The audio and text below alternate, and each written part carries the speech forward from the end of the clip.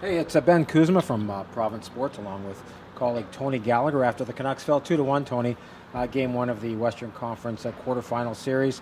I guess more importantly, what we need to do now is look ahead to Friday night, Tony. What adjustments do you think the Canucks have? Well, for sure, I think Willie Desjardins got to get the Sedins out a little bit more. When Daniel's only playing just 16 minutes, and when Nick Bonino is getting like 2:15 of power play time, they really need to make some changes there. They've kept the Sedins fresh all year. It's really been a good idea. They've come back. They've had a great season. But now is the time to use them. Now is the time to use the fact that they are fresh and are going, especially seeing how much room the Flames gave them. I mean, I haven't seen the Sedins have that much room that they had in the first period since the 5-on-3s in San Jose back in 2011. They were romping. Get them out there.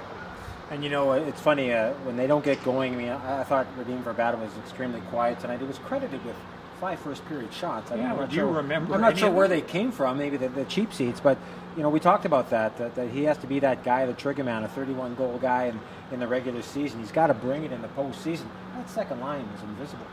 Totally invisible. Nick Bonino was in a trance, and Verbata has a history of being a dreadful playoff performer. He's got just 14 goals now in something like 35 games. I got it written here somewhere. Way underperforming. And Verbata, this is his chance to finally shake that reputation. It hasn't happened. They've got to get more of a push from the second line. Their second best line, maybe even their best line, was the Horvat line. And had it not been for the mistake at the end, you'd have said clearly they were Vancouver's best line. Talking about Horvat after the game tonight, Tony, he said that, the Flames blocked 20 shots, and getting pucks through is going to be really difficult.